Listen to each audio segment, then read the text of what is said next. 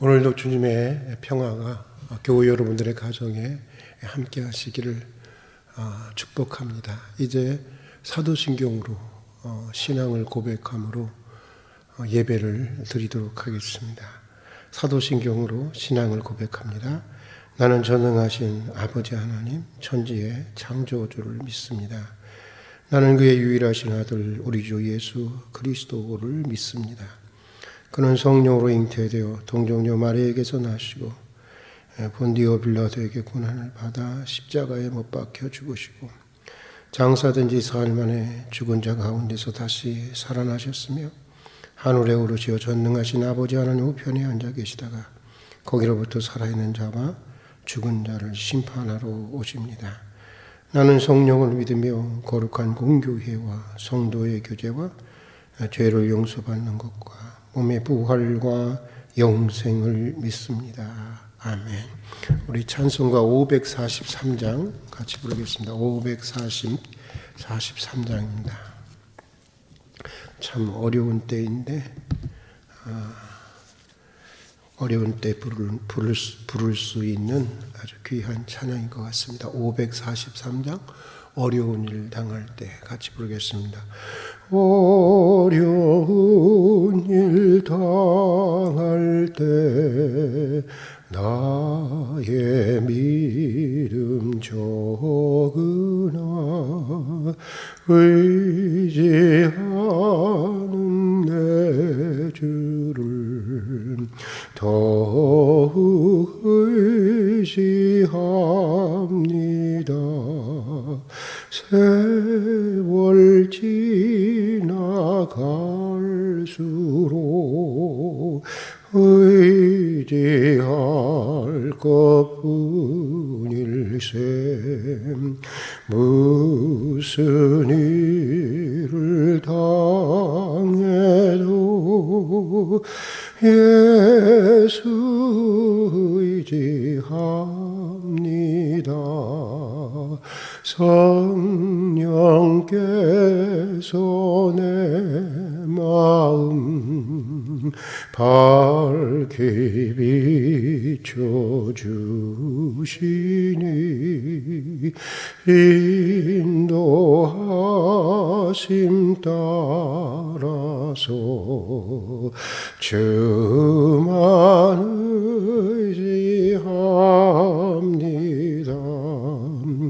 세월 지나갈수록 의지할 것뿐일세 무슨 일을 당해도 예수 의지합니다. 밝을 때의 노래와 어두울 때의 기도로 위태할 때 도움을 주께 간구합니다. 세월 지나갈수록 의지할 것뿐일세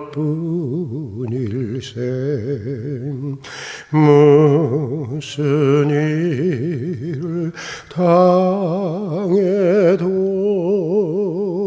예수 의지합니다. 생명 있을 동안에 예수 의지합니다. 천국 올라가도록 의지할 것뿐일세 세월 지나갈 갈수록 의지할 것뿐일세. 무슨 일을 당해도 예수 의지합니다. 아멘. 오늘 우리가 함께 읽고 묵상할 말씀은 시편 119편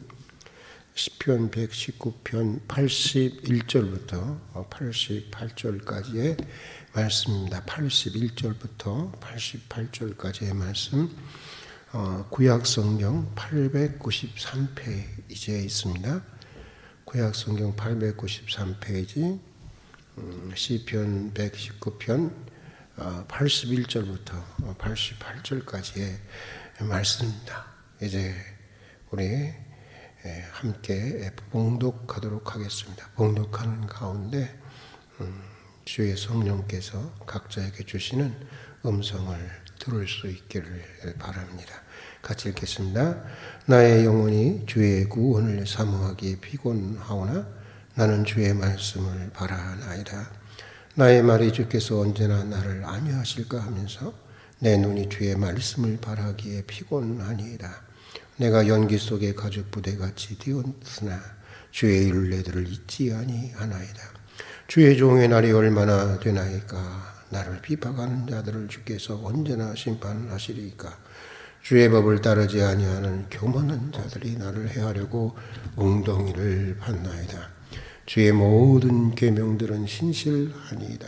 그들이 이유 없이 나를 핍박하오니 나를 도우소서.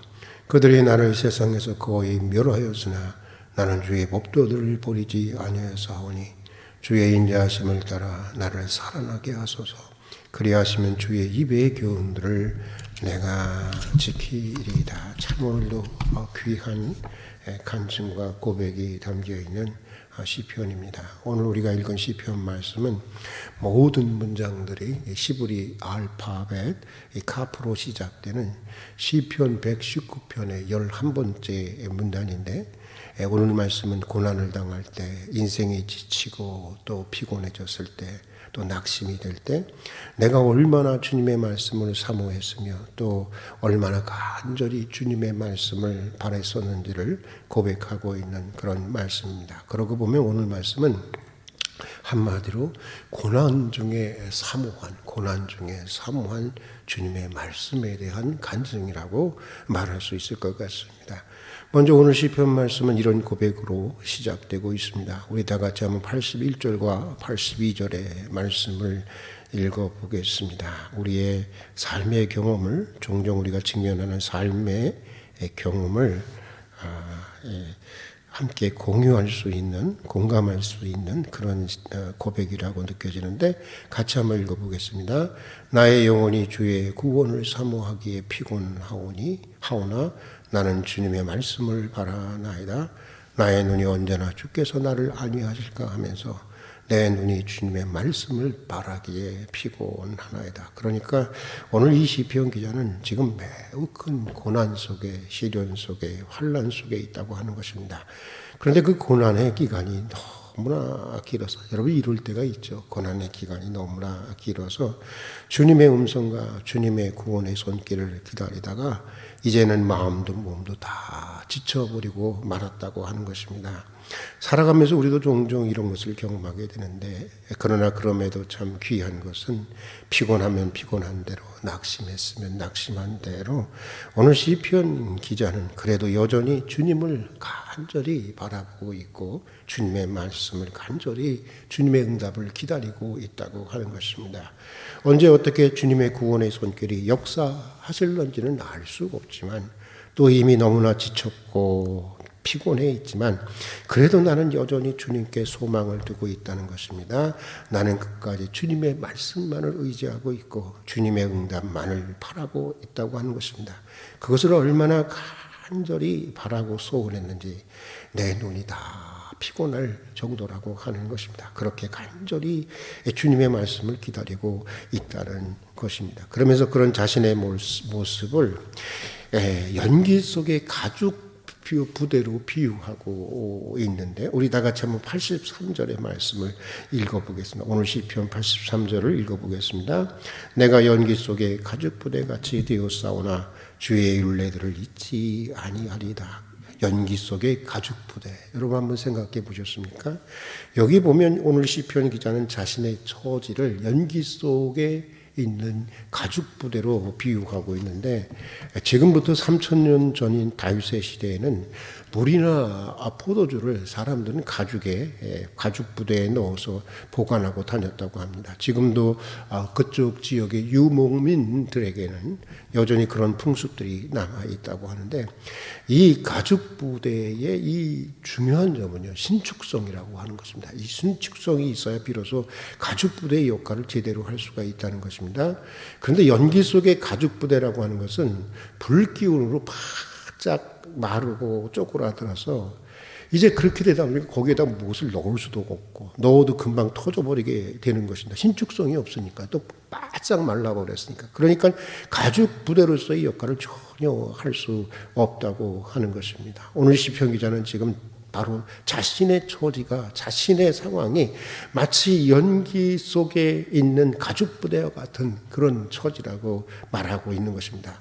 고난이 길어지고 응답이 지연되면서 이미 내 마음의 정서는 마를 대로 다 말라버렸고 그냥 쪼그라들듯이 말라버렸고 물기가 없는 거예요. 하나도 말라버렸고 내 삶은 위축될 대로 위축되어 버렸다고 합니다. 여러분 그렇지 않아요? 쫙 이렇게 불 기운으로 쬐면 어떻게 되겠어요? 그 가죽 주머니가 이게 쪼그라들 거 아닙니까? 계속 쪼그라들 거 아닙니까? 그렇게 위축될 대로 위축되어 버렸다는 것입니다. 이제 조그마한 아픔조차도 감당할 여력이 없다는 것입니다. 아무리 가벼운 고통이라도 이제는 더는 수용할 수 없고 견딜 수 없을 것만 같다고 하는 것입니다. 그러므로 어서 나를 도와달라는 것입니다. 어서 속히 나를 구원해 달라는 것입니다. 어서 속히 말씀을 들려주시고 주님의 응답이 이루어지게 해달라고 하는 것입니다.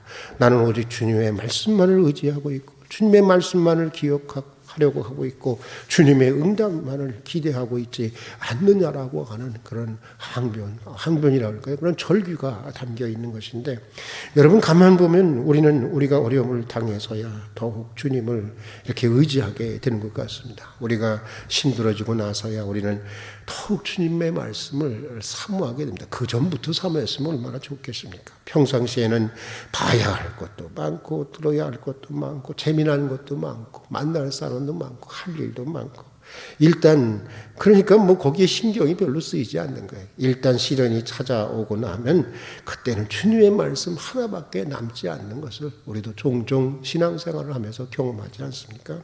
두레교회에서 교구 목회를 할 때였습니다. 교구 식구 중에 책을 정말 많이 읽어 한평생 책 속에 살았던 원로 교수분이 있었는데 이분이 이제 노환으로 요양병원에 입원하게 되었습니다. 그래서 이제 문병을 가 보았더니 머리맡에 이제 책이 몇 권이 있고 대부분 다 설교 테이프만 수북히 그냥 쌓여 있었습니다. 그러면서 하시는 말씀이 한평생 자신은 책을 보는 맛으로 살아왔는데 이제는 책을 보는 것도 지쳤다는 것입니다. 10분만 읽으려도 이제는 눈이 아른거려서 볼 수가 없다는 것입니다.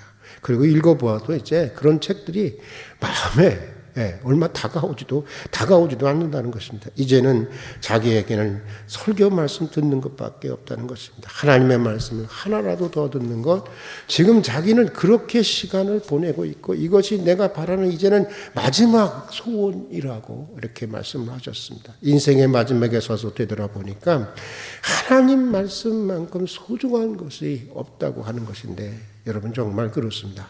우리가 지금은 여러 가지를 생각하고 그렇죠. 여러 가지를 또 바라보면서 살아가지만 뭐 또 여러 가지 일들에 분주하지만 사람이 병이 들고 나이가 먹어 늙게 되고 큰 고난 가운데 고통 가운데 들어가면 사실 여러분 주님의 말씀밖에 소망이 없는 것입니다. 그것 위에는 아무 소용이 없다고 하는 것을 발견하게 되는 것입니다. 저도 몇 번의 이런 수술의 과정을 통해서 이것을 아주 뭐 뼈저리게 경험을 했던 것 같습니다. 그런데 믿는다 하면서도 이걸 아는 사람들이 별로 없는 것 같습니다. 이분은 다들 뭐 하나님 말씀이 되게 중요한 거지 뭐 절대로 중요한 거지 하지만은 대부분의 성도들이 하나님의 말씀을 사모하지 않습니다. 하나님의 말씀을 읽지도 않고요. 또 그 말씀대로 살려고 애쓰는 사람은 더더욱 없습니다.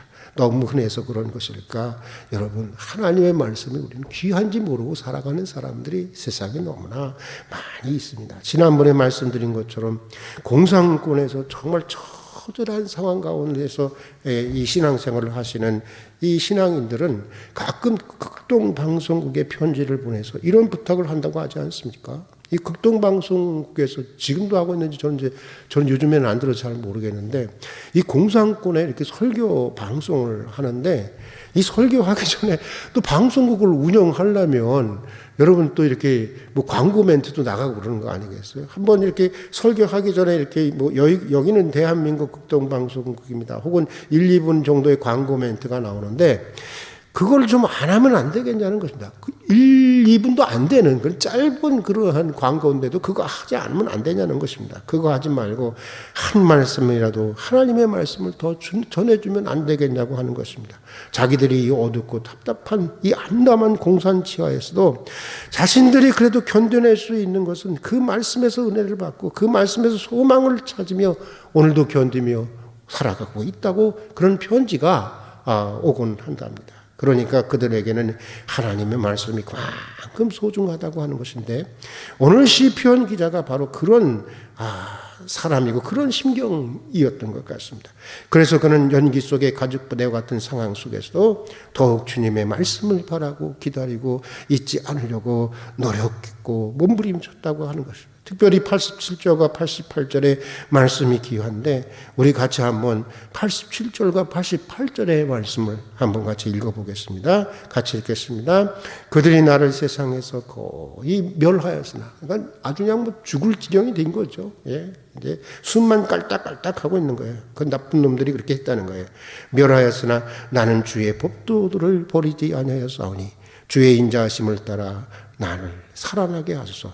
그리하시면 주의 입의 교훈들을 내가 지키리이다. 연기 속의 가죽부대와 같이 되었는데 그런 상황에서도 세상이라는 게 참 잔인해요. 깨진 그릇이 있으면 금간 그릇이 있으면 이거 좀 이렇게 보존을 해야 되는데 아예 밟아버리거든. 깨트려버리거든. 그게 세상의 악인 것입니다. 그런 상황에서도 세상의 원수들은 계속해서 나를 음해하고 핍박하려고 또 죽이려고 한다는 것입니다. 그래서 얼마든지 그런데 솔직히 얘기하면 얼마든지 나도 원수들처럼 불의한 방법으로 대항할 수도 있고 얼마든지 불의한 힘을 쓸 수도 있지만 그래도 나는 그렇게 하지 않겠다고 하는 것입니다. 악으로 악을 갚지 않겠다고 하는 것입니다. 그들이 나를 악으로 대하지만 나는 오직 주님의 말씀을 따라 정도로 행하겠다고 하는 것입니다. 그리고 더욱 귀한 것은 이것입니다. 지금 시편 기자가 자신을 살려달라고 하나님께 절박하게 호소하고 있는데 그 이유가 어디에 있느냐는 것입니다. 여기 보니까 내가 살고 싶은 것은 내가 지금 이 어려움으로부터 구원을 받고 싶은 것은 주님의 교훈들을 지키기 위한 것이라고 하는 것입니다. 단순히 고난을 벗어나거나 장수하고 싶어서 그런 것이 아닙니다. 물론 그런 욕구도 왜 없었겠어요. 그러나 그것이 더 주가 된 것이 아니라는 것입니다.